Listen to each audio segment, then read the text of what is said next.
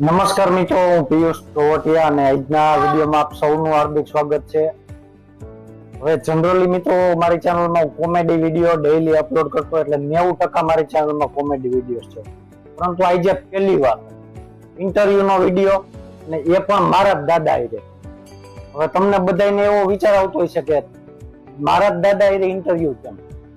કારણ કે બીજાના દાદા ઉપર આપનો ભરોસો ન હોય કે આ પેલો ઇન્ટરવ્યુનો વિડીયો છે, કાંઈક ભૂલ થઈ ગઈ એટલે એના છોકરા હોય ઉઠતા તીર લઈ, એના કરતા આપણા ઘરના તો ખરા. અને એનો બીજો મિત્રો ફાયદો એ છે કે એની પાસે જે પેલાનો જે નોલેજ છે ને, પેલાના સમયમાં ને અત્યારના સમયમાં જે કઈ ડિફરન્ટ હતો, આજે એના વિશે આપણે વાત કરવા જઈ રહ્યા છીએ. તમારું પેલા તો બધા મિત્રોને નામ કહી દો. મારું નામ બસોભાઈ પુંજાભાઈ.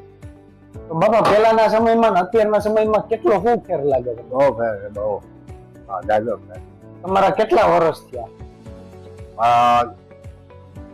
એવું 92 વર્ષ થયા ને? 92. તો 92 વર્ષમાં તો આઝાદી સમયની આપણે વાત કરી. ગાંધીજી હતા. ગાંધીજી વખત નો તમને શું યાદ છે? ટેકનું નીકળ્યું ને જઈને થયો આપણે પડાલ પાસે ટેકનું નીકળ્યું. એની પોલીસ સિંગલ વ્હીલ ના કટારા ને SRP હંધી. ત્યારે તમારી ઉંમર કેટલી હતી? 12 વર્ષ. ગાંધી બાપુ ને જોયા ને તમે? ત્યારે દેશ આઝાદ થયો ત્યારે. એ પછી આપણે જોવા જઈએ એટલે 87 નો દુકાળ હતો ને? 87 દુકાળ આવ્યો. હા, એમાં પરિસ્થિતિ કેવી હતી? બહુ ખરાબ. પેટ્રોલ કેમ્પ ખુલ્લા, રાહતમાં જતા, હતું જે થોડી જમીનો. ત્યારે તો સમય ઓલરેડી ખરાબ હતો. અને માથે દુકાળ પડ્યો. બહુ જ મેં તો સાંભળ્યું છે બહુ ખરાબ પરિસ્થિતિ બધાની હતી. સારા માણસ જતા. તો ખાવાનું બધાને પૂરું કઈ રીતે થઈ જતું? આપડે બી બચી ગયા ને માંડવીના, એમાં બચી ગયા. માંડવીના બી થોડી જમીન એટલે હોવાના ને માંડવી કરી બી હોય જાજા દાણા વેચીને દ્વારા ઉઠી પાછા લોન ઉપાડીને કરવા પડ્યા. ખેતી જ કરતા ને પેલા? ખેતી કોઈ નોકરી જ નતા, કોઈ હોય કે દાખલા ગામમાં 10 જણા 2 જણા. પછી બાળપણમાં કેટલા દોસ્તારો ની બધી? દોસ્તાર ઘણા હતા, 7-8. ઉગી ગયા. ભણ્યા કેટલું? મોઢે હવા પર અંગૂઠા ટાપ. મેં લગભગ અભણ જતા અંતે. કામેથી કેટલા વર્ષથી તમે કામે થઈ રહ્યા? અમે 12 વર્ષથી. 12 વર્ષ એટલે નાનપણથી તમારી ઉપર જવાબદારી હતી. કરવે ને પાણી વરવે ને કાંદા કરવે ને સાહિત્ય મોકલે છે. અત્યારના જે માણસ છે એમાં સહનશીલતા હાવ કઈ નથી. નહીં હતા, કાંઈ નહીં હો. ને પેલાના જે લોકો હતા આમ બધા હળી મળી ગયા. અત્યારે એ માયલું કેમ કઈ છે નહીં, કાંઈ નથી. કરજોક છે, કરજોક આવી ગયું. પેલાની બાયુ જે હતી એના કામ લગભગ સમજી લ્યો ને બહુ વધારે કામ. અત્યારે ટોટલી મશીનરી આવી છે. કામ બહુ. તો અત્યારે છૂટાછેડા કેમ એટલા બધા થાય છે? પેલા કેમ ન થતા? ભણ્યો વધારે એટલે વધારે થાય છે. પેલા તો અમુક નું નોલેજ હોવું જોઈએ ને, જ્ઞાન હોવું જોઈએ. ફોન આવ્યા ને ભણ્યો, ફોન આવ્યા એટલે ગમે ને આવી જાય. એટલે ફોન ના લીધે છૂટાછેડા થવાનું પ્રમાણ વધારે. પેલા હતું જ નહીં. મોટા ખેડૂતો એ કાઢી મૂકતા સમજ્યા, એને બબે ઓટો કાઢી મૂકે તો પાવર હોય ને એટલે બાર કાળ હતી. પછી પેલી બહાર ગયા ને એને કામ ભેગું એટલું એને બાની ન કરવું એની મમ્મી ની. એવડે પેલા હતી કામ હતા. બોર એટલા હોય, હાલીને જવું અંધે કામ જવું તો હાલી. ગાડીઓ નહોતી તમારે? સાયકલ નહોતી ભાઈ. સાયકલ બધે વાડી અને બધે હાલીને જવા? હાલે ને જઈ મારા મામા ને ઘરે હાલીને જવાનું. આજે આવે ગયો આજે પાછું જવું પડે. એવું દવા દેતી હોય. મારા બા હતા આવડો હતો ને થઈ ભેગો જાઓ. અમારે કઈ શું છે, મારા મામા કઈ 2 ગાડી ફરી આવડે બધું પરબડ્યું હોરી ગાડી હો ઊંડી. એટલે બાર હાથો કરવા જાઓ મને ચડીએ આંગળી આવડાને. પછી હાંજ જેવી આવું મૂલે જતો ₹1 મૂલે ₹1. એ પછી ભાગા રાખવા મીંડા. એના દાણા આવે ને એનું ગાડું ત્યાં વડાલતું ભાઈ ₹10 બોકડે આવ્યો. વડાલમાં 12 વટીઓ કઈ એનો ત્રાસ હતો? કઈ કઈ બાબત એનો ત્રાસ હતો? એનો ત્રાસ એટલે વધારે મોટા ખેડૂતને રોગ હા. નામ હોય ભાઈ દીકરી નો લૂંટ. હા. એક બાઈ હાથ લઈને જતી હતી ને એને હાવ કીધું કે ઘરેણા ઉતારી જા એટલે તારો બાપ અમુક જશે ઉતાર લે બરોબર મોકલી અમો જીડો એટલે એનું કીધું કે મારી હાવ કીધું તો આલ્યો આ બાબો ઘરેણો કેમ કે મારી હાવ કીધું તારો બાપ અમુક જશે ઉતાર લે તો બીજો એટલે એને કઈ પણ હમું દીધું એને ન થયું મને બાપ કીધું ને કે મારે કાયદાનું બાઈ લૂંટ નો અટાણ જવા નહોતા અટાણે ગમે ને લૂંટેલી છોકરા તો લૂંટી લેવાનું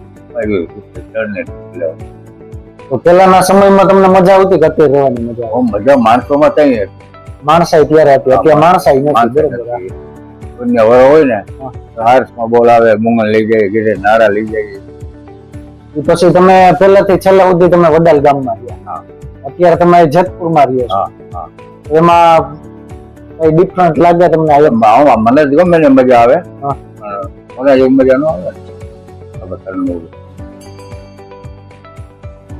મારા દાદા ને મારે ન પૂછાય પણ કોઈ પૂછી દઉં છોકરા કેવા હાચવે છોકરા બહુ હાચવે પિયુષ જેવો છોકરો કોક જ થાય ભાઈ કાઢો મને જાણ હોવો જાણે સારો મોકલે રાઈટ થઈ ગયા ભાઈ ઉપાડીએ ભાઈ ઉપડે નહીં 14-15 વર્ષ બા ગુજરી ગયા તો હું બી બહુ લાઈટ નહીં છે સાધન નહીં આપડે રોડે બહુ હતી આમ જયપુર આમાં કેમ આખું છે અંધકાર એવો બીજો ટાંડા આવેલો ભાઈઓ પણ ભાઈઓમાં શું પડે નહીં લાઈટ નહોતી ક્યાંય લાઈટ ને સાધન જ નહીં કઈ પાસે કોઈ સાધન નહીં બે વાર તો હાલીને સાઈડ આપડે નાખવો આવે ને ડાપો ત્યાં હાલીને જાતો આવતો 2 વાર ગયો ત્યાંથી દાંડા લેવો નહીં હવે હાથી આખું અને બપોરે બાંધી આવું નહીં નાખી આવું પાછું બે આવે હાલીને આવવાનું 2 વાર એક ઘણું ખોટું લીધું અત્યારે બધા અત્યારે પૈસા નહોતા શાંતિ હતી અત્યારે પૈસા છે બધા લોકો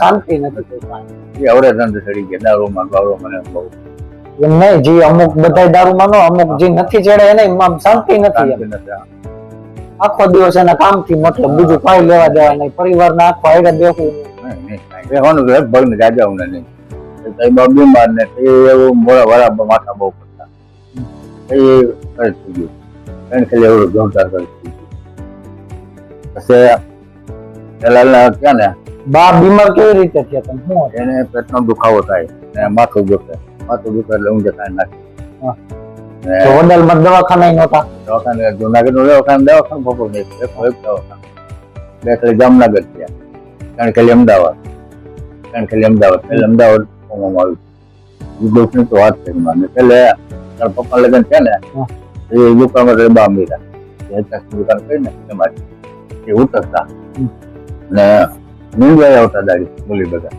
તાર પગમાં ખેતી ને 20 વીઘા રાખી છે બીજું દરબારનું રાખી રોજ ડુંગરનું નાખું આખી કરી ધંધા એવા હતા એટલે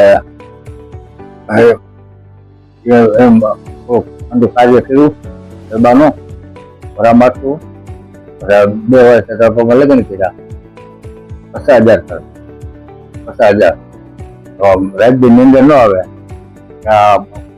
જમીન વ્યક્તિગત ભય તો ન દે જમીન નહીં ભાવ નહોતા એટલે 5,000 ભાવ થોડા કાંઠે બીજો 5 નહીં તો 6 વીઘા વાન હજી મારું ગામમાં એનું કોણ દે શહેરામાં રાજ્ય સારું થાય કે આપણે જમીન વ્યક્તિગત ભરાય નથી આખી રાજ્ય ની અંદર નો રાજ્ય ગયો 50,000 એટલે ચડુના રમણી બાપાની વેગી અમદાવાદ આવીને ચબીને ગુંજા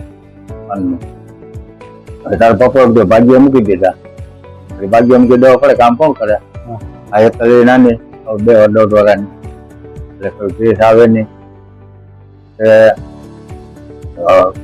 ઘઉં વાવ્યો પાણી થોડું સારું આપણે ઓલી વાળી ઘઉં વાવ્યો તારા પપ્પાને અમદાવાદ મળશે એને 2 મહિના ગયો 8,000 લઈ આવ્યો ચિરાગમાં 8,000 લઈ આવ્યો કોઈ દી ડુંગળી ન વાવતા કોઈ દી